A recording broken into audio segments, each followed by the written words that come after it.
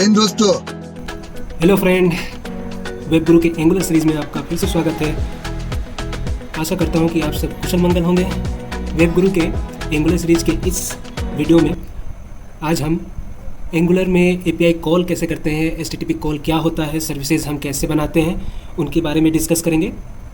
तो वीडियो को शुरू करने से पहले मैं आपसे रिक्वेस्ट करूँगा कि अगर आपको मेरी वीडियो पसंद आ रही है तो आप मेरे वीडियो को लाइक कर सकते हैं और मुझे अप्रिशिएट कर सकते हैं, क्योंकि इसमें बहुत ज़्यादा मेहनत लगती है। दोस्तों, आप मेरे वीडियो को लाइक ज़रूर करें। बोल रहा हूँ यार, बुरा लगता है भाई, आप लोग भी जानते हो यार। और आप मेरे चैनल को सब्सक्राइब भी कर सकते हैं, जिससे अगर कोई नया वीडियो मैं लाऊं तो आपको नोटिफिकेशन तुरंत मिल जाए और उस टॉपिक को आप तुरंत ही देख लो। ठीक है, जिससे कि आपके एंगुलर में जितने सारे डाउट है या कोई टॉपिक है, डीप नॉलेज चाहिए, तो वो मैं अपने वीडियो में हमेशा बताते रहता हूँ एग्जाम्पल के थ्रू, तो आपको वो नॉलेज आपको मिल जाए। तो चलिए शुरू करते हैं। तो चलिए शुरू करते हैं इस टॉपिक को जो आज हमने कंसिडर करके रखा हुआ है आपके लिए। तो HTTP call, first of all HTTP call क्या होता है, एचटीटीपी क्या होता है फर्स्ट ऑफ ऑल, और ये क्या करता है। तो एचटीटीपी क्या होता है कि एचटीटीपी हमारा नॉर्मल जो है कि वो कम्युनिकेशन करता है डेटा का, कि डेटा कहाँ से लाए, किस से लाए, और हमारे एप्लीकेशन पे कैसे उसको रेंडर कराना है। तो अच्छा, रिमिक्स आइटम है ये। एचटीटीपी, ये देख रहे हैं आप मेरे कर्सर को।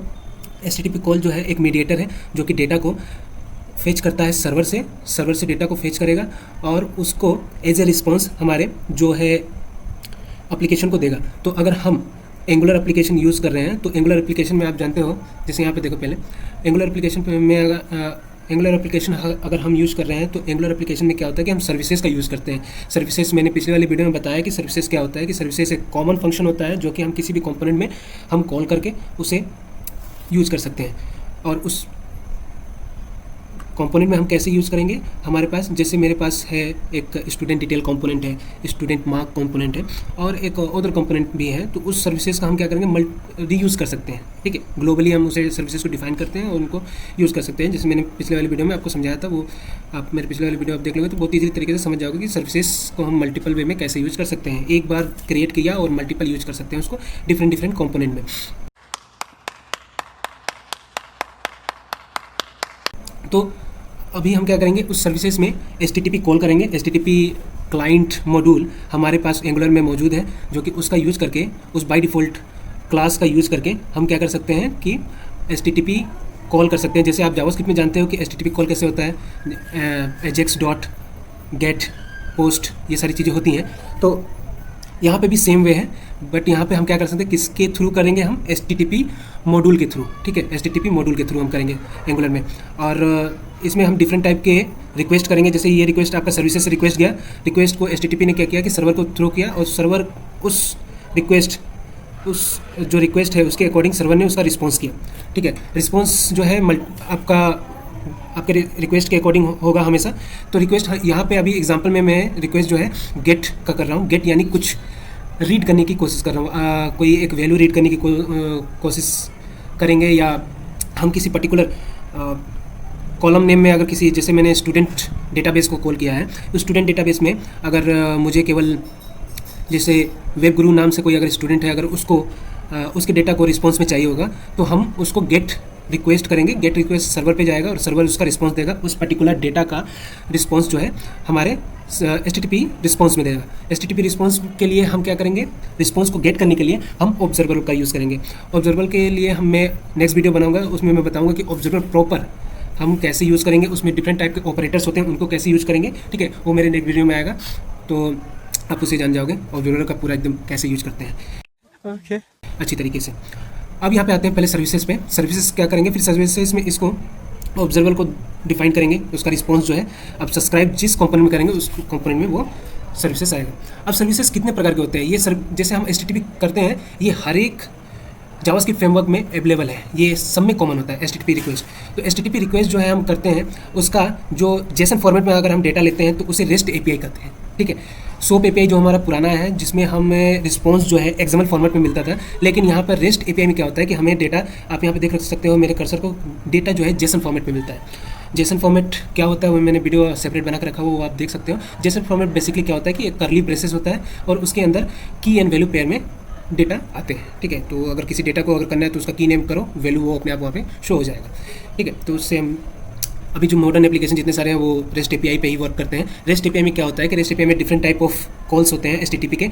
गेट कॉल होता है, पोस्ट कॉल होता है, ठीक है। तो गेट कॉल मैंने अभी बताया कुछ रीड करने के लिए, कुछ सर्वर से बस रीड करना है मुझे, उसके लिए अगर सर्वर पे जो डेटा को उसको देना है, क्रिएट करना है, ठीक है। जैसे कोई नया स्टूडेंट का रजिस्ट्रेशन है, ठीक है, और मुझे उस डेटा को सर्वर पे देना है, कहना है कि उस क्रिएट करो, इस एक कॉलम को क्रिएट करो, एक रो को क्रिएट करो डेटा में, स्टूडेंट टेबल में, ठीक है। तो उसके लिए हम पोस्ट एचटीटीपी कॉल करेंगे, ठीक है। पुट का यूज जब हम करते हैं जब किसी अपडेट करने की कोशिश करें, हम किसी भी डेटाबेस के टेबल को अपडेट करने की कोशिश करें, टेबल में डेटा, ठीक है। जैसे स्टूडेंट में अगर उसका प्रोफाइल पिक हुआ या उसका यूज़र नेम हुआ, अगर उसको अपडेट करना है तो हम पुट का यूज़ करेंगे। और जब हम किसी डेटा को डिलीट करते हैं तो उसका रिक्वेस्ट कैसे करते हैं, डिलीट रिक्वेस्ट, http.delete, ठीक है। जब आपका बैकएंड जो है, बैकएंड http रिक्वेस्ट को 200 स्टेटस कोड देता है, आप रिसीव करते हो 200, तो इसका मतलब होता है कि सक्सेस। अगर 300 होगा तो रीडायरेक्शनल होगा। 400 आप जानते हो 404 नॉट फाउंड, 400 एरर मतलब कि बैड रिक्वेस्ट है, रिक्वेस्ट अकॉर्डिंग नहीं है जो आपको सर्वर को चाहिए या बैकएंड को चाहिए, ठीक है। उसके अकॉर्डिंग नहीं होता तो आपको 400 जो है एरर देता है, ठीक है। और जो है 404 आप जानते हो कि नॉट फाउंड, जो आप रिक्वेस्ट कर रहे हो वो सर्वर पे अवेलेबल नहीं है, या आपका बैकएंड जो है वो एपीआई उसने वो मिसिंग है, वो एपीआई, ठीक है, उसने लिखा हुआ नहीं है, आप जो है अननोन एपीआई को कॉल कर रहे हो तो 404 देगा एरर। 500 एरर जो है कि जब आपका इंटरनल जो सर्वर एरर है, मतलब नेटवर्क नहीं है या आपका सर्वर ही अवेलेबल नहीं है, सर्वर रन नहीं कर रहा है, ठीक है, तब वो जो है 500 एरर देगा कि एपीआई आपका कॉल ठीक है, ठीक है, बस आपका सर्वर अवेलेबल नहीं है, रन नहीं कर रहा है, ठीक है, बैकएंड भी चल रहा है, बस आपका सर्वर नहीं रन हो रहा है, तो इसीलिए आपका रिस्पॉन्स सर्वर से आप डेटाबेस में कुछ फेच नहीं कर पा रहे वैल्यू को, तो वहाँ पे 500 एरर देगा।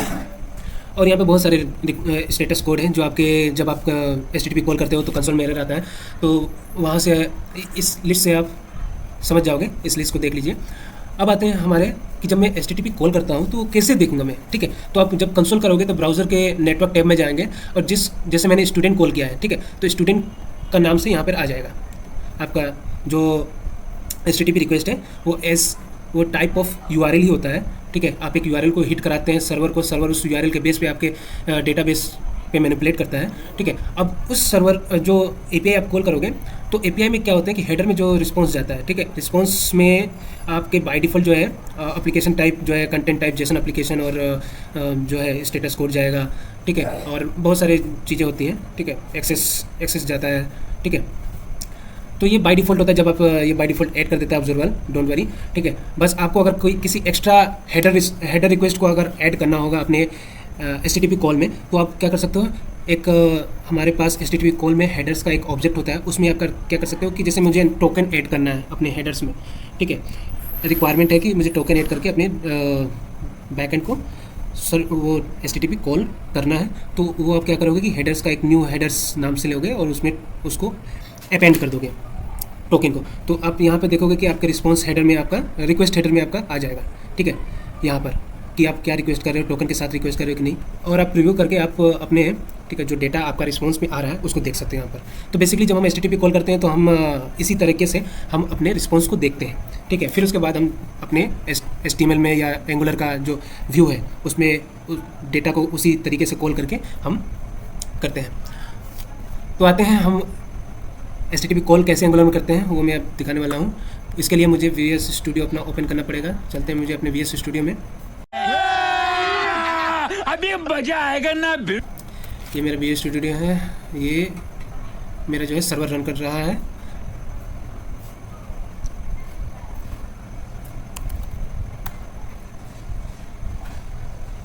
तो पिछले वाली वीडियो में मैंने जो समझाया हुआ था कि सर्विस कैसे कॉल होता है और पेरेंट टू चाइल्ड कम्युनिकेशन कैसे होते हैं, वो यहाँ पर है, और हम जानेंगे कि इसको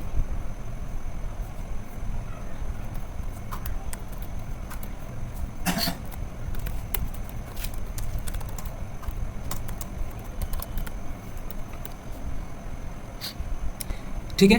तो HTTP कॉल करने का हमारा प्रॉपर तरीका है, पहले एक सर्विस बनाएंगे, ठीक है। यहाँ पे मैंने एक सर्विस बना के रखा हुआ है। अब इसमें क्या करेंगे कि हम HTTP को इंपोर्ट करेंगे जो हमारा बाय डिफ़ॉल्ट हमारे एंगुलर पैकेज में अवेलेबल है, ठीक है। तो एंगुलर कोर में एंगुलर कॉमन और उसमें HTTP, इस फाइल में, इस पैकेज में हमारा HTTP जो है HTTP क्लाइंट ये अवेलेबल है, इसके थ्रू करेंगे, ठीक है। ये क्लास नेम जो है उसमें हमारे डिफरेंट टाइप ऑफ HTTP पहले से डिफाइन करके रखे हुए हैं। आपको बस इसको कॉल करके इसके फंक्शन को यूज़ करना है और आपका HTTP कॉल हो जाएगा। तो पहले जो सर्विस में हमने HTTP क्लाइंट लिया हुआ है उसको डिफाइन करेंगे अपने मॉड्यूल में कि HTTP क्लाइंट जो है फंक्शन या हम क्लास जो है हम यूज करने वाले हैं। तो ये जो है HTTP क्लाइंट जो क्लास है वो HTTP क्लाइंट मॉड्यूल के अंदर आता है। तो हम उसको HTTP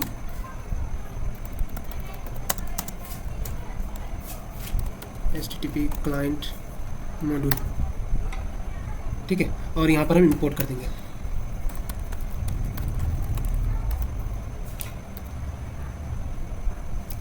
अब आते हैं अपने सर्विसेज में। सर्विसेज में क्या करेंगे कि समझिए मुझे एक URL को हिट करना है। इसके लिए हम एक डमी URL लेंगे, API URL Jason place holder में आपको मिल जाएगा। अगर आपको POC करना है, आपको एक तो जेसन प्लेस होल्डर में आपको डमी API जो है मिल जाएंगे। जैसे यहाँ पे मुझे ये पोस्ट API है, ठीक है, ये गेट API है, मुझे यहाँ पर कॉल करना है, ठीक है।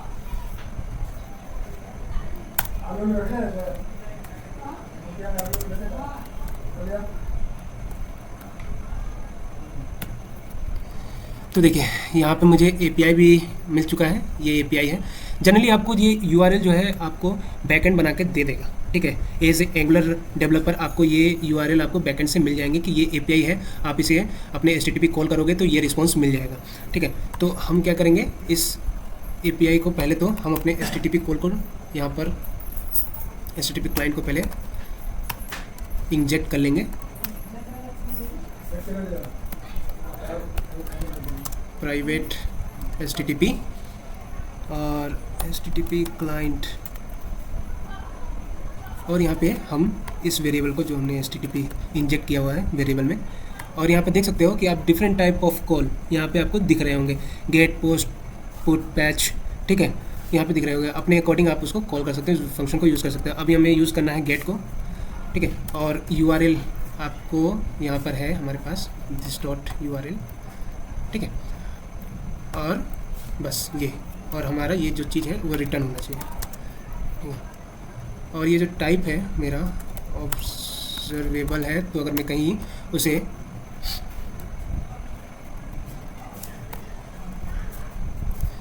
ठीक है, ये फंक्शन जो टाइप है वो ऑब्जर्वेबल टाइप है, ठीक है। तो ऑब्जर्वेबल में क्या होता है, वो सारी चीज़ें जो है ऑब्जर्वेबल की टॉपिक्स जो है मैं नेक्स्ट वीडियो में बताऊंगा, ठीक है। अभी यहाँ पर आप डिक्लेयर कर लो, यहाँ पे समझो कि ये ऑब्जर्वेबल है, और हमें जहाँ पे भी सब्सक्राइब करूँगा तो ये वैल्यू हमें मिल जाएगा, ठीक है। तो आते हैं, यहाँ पे मैंने सर्विस को बना चुका हूँ। अब आते हैं अपने कंपोनेंट में, किसी भी कंपोनेंट में। यहाँ पे मैंने लॉगिन कंपोनेंट बना के रखा हुआ है, तो यहाँ पे लॉगिन कंपोनेंट को मैं यहाँ पे कॉल करूँगा। तो फर्स्ट ऑफ ऑल सर्विसेज को इंपोर्ट करेंगे जो हमने बनाया है वहाँ पर।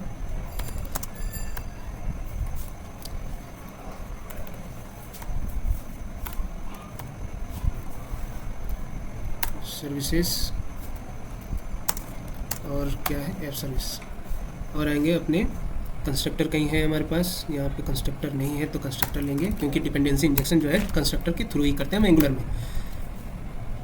और यहाँ पे हम लेंगे प्राइवेट टाइप का और API सिंपल, इसका नाम रख देंगे। और उसका जो है ऐप सर्विसेज क्लास के जितने सारे फंक्शन होंगे, एट्रीब्यूट और प्रॉपर्टी एंड मेथड को हमने इसमें इंजेक्ट कर दिया है API वाले वेरिएबल में। अब आते हैं कि इसको हम कॉल यहीं पे कर देते हैं, ठीक है, इनिशिएट API डॉट ये, ठीक है, और डॉट, अब यहाँ पे सब्सक्राइब कर लेंगे, और यहाँ पे रिस्पॉन्स में, ठीक है। तो जब हम ऑब्जर्वेबल करते हैं तो सब्सक्राइब करते हैं, सब्सक्राइब में एक हम कॉलबैक फंक्शन चलाते हैं, कॉलबैक में हमें एक रिटर्न टाइप कुछ मिलता है, ठीक है। तो यहाँ पे देख सकते हो फेडेरो फंक्शन का यूज़ किया है मैंने, और इसको अभी तो कंसोल कराता हूँ मैं पहले, ठीक है, आपको दिखाने के लिए। माई फर्स्ट API कॉल, ठीक है, और इस रिस्पॉन्स को मैंने यहाँ पे कंसोल कराऊंगा। तो आते हैं अपने इंस्पेक्ट एलिमेंट में, ये रेंडर हो चुका है। अब हमारे पास जो है कंसोल में, ठीक है, API कॉल हुई है, और API कॉल होकर देख रहे हो आप कि माई फर्स्ट API कॉल यहाँ पर दिख रहा है, 100 डेटा रिसीव हो चुका है। तो आपके पास, ठीक है, API URL है और आपने HTTP कॉल करके ये डेटा को फेच कर चुके हैं सर्वर से, और मुझे सर्वर से ये डेटा मिला है। ठीक है, अब इसको मैं कैसे दिखाऊंगा यहाँ पर, वो आपको पहले जो कंसोल करते हैं तो यहाँ से मुझे पता चल जाता है कि क्या क्या पहले की वैल्यू पेयर आ रहा है। यहाँ पे यूज़र आईडी आ रहा है, आईडी टाइटल आ रहा है, ठीक है, और बॉडी आ रहा है। तो हम क्या करेंगे अपने यहाँ पर, ठीक है, ULLI लेंगे, ULLI भी ले सकते हो, मैं टेबल के साथ आपको बताऊँगा आज। ठीक है,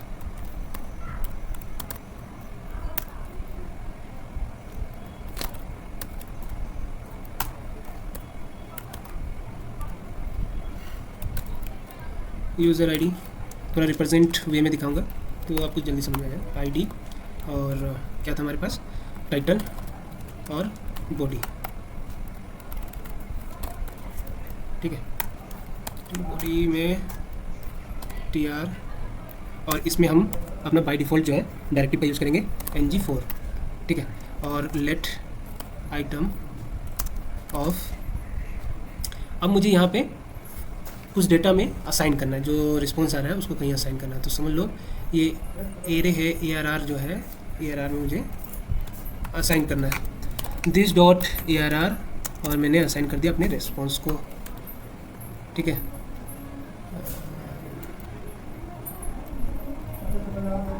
ये डेटा टाइप अलग है ना, तो आप देख सकते हैं यहाँ पे मैंने ARR का एक एरे वेरिएबल लिया हुआ है, एरे वेरिएबल मैंने रिस्पॉन्स को असाइन कर दिया है। ठीक है, अब इस ARR का यूज़ हम यहाँ पे करेंगे, ARR, और यहाँ पे TD में मैं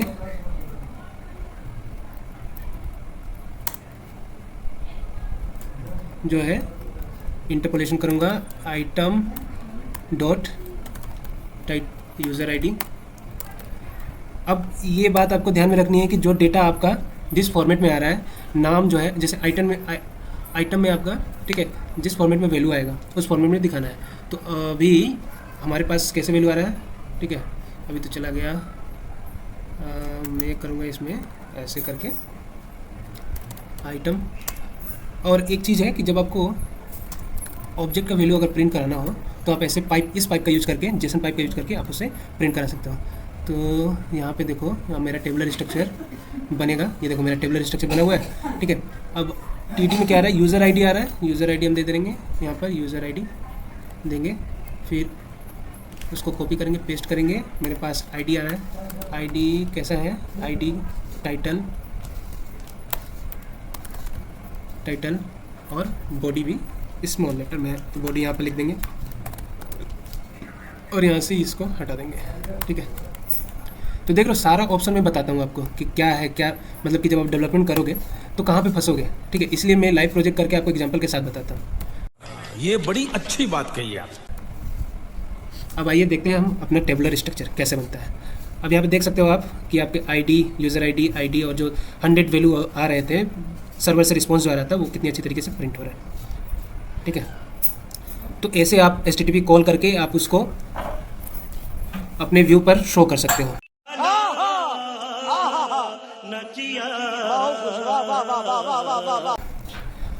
और ये तो हमारा गेट HTTP कॉल हुआ। अगर हमारे पास अगर पोस्ट HTTP कॉल होगा तो हमें बॉडी में कुछ पास करना होता है, उसके लिए कुछ बॉडी के लिए रिक्वायरमेंट मिलता है। ये हमारा गेट HTTP कॉल है। ठीक है, हम बनाएंगे इसको पोस्ट कॉल। ठीक है, पोस्ट कॉल में क्या होता है कि आप अगर यहाँ पे पोस्ट कॉल करोगे, यानी कुछ ना कुछ पोस्ट कर रहे हो सर्वर पे, तो सर्वर पे पोस्ट करने के लिए आपको एक जैसे मेरे पास एक वैल्यू है, जेसन में वैल्यू पास करना पड़ेगा, लेट माई डेटा। ठीक है, जैसे समझ लो name equal to web Guru and password equal to 1 2 3 4 5।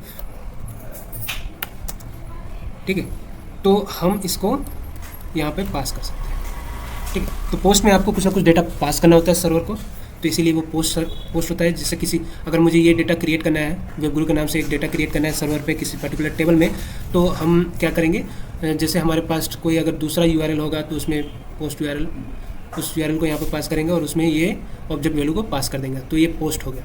Post को पुट और पेज भी सेम वही होता है, उसमें आईडी की ज़रूरत होती है। ठीक है, एक पर्टिकुलर आईडी पास करेंगे। जैसे हमारे पास ये हो गया, यहाँ पे इंटरपोलेट कर देता हूँ। हाँ, आईडी 1 to 12 आईडी में मुझे ये डेटा को पुट करना है।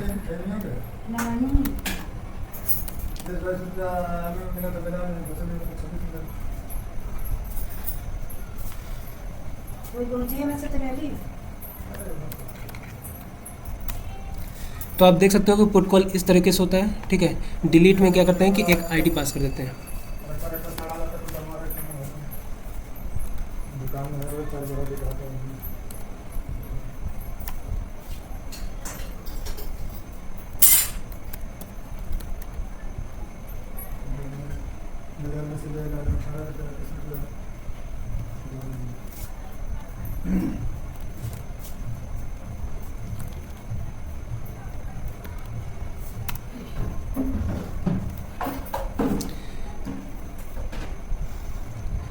डिलीट कर देखिए, कॉल इस तरह से होता है। डिलीट में किसी आईडी को पास कर सकते हैं। ठीक है, किसी पर्टिकुलर आईडी को यूआरएल में ये आप दे सकते हो। ठीक है, वो बैकएंड क्या करेगा कि उसी के अकॉर्डिंग डेटाबेस में मैनिपुलेशन करेगा या डिलीट करेगा। ठीक है, तो डिलीट का कॉल ये होता है। तो ये है आपका HTTP कॉल। आप सर्विस के थ्रू जो है आपको HTTP कॉल करके आप अपने डेटा को, ठीक है, सर्वर से कम्युनिकेट कर सकते हो और सर्वर से रिस्पॉन्स एज ए जेसन के फॉर्मेट में आप गेट कर सकते हो। ठीक है, तो ये हुआ हमारा कॉन्सेप्ट HTTP कॉल जो है एंगुलर में कैसे करते हैं और कैसे सर्विसेज का यूज़ कर सकते हैं अपने एंगुलर एप्लीकेशन में। आशा करता हूँ कि आपको भी ये टॉपिक समझ में आ गया होगा। वीडियो में बने रहने के लिए धन्यवाद। Thank you. जेब में था चिल्लर, साथ वाले किल्लर, काम करे कांड वाले, लाइफ बेड़ा थ्रिलर, घूमे फिरे बस्ती में दिन रात मस्ती में, फिर भी काम किया बेटा, खड़ा किया पिल्लर। जेब में था चिल्लर, साथ वाले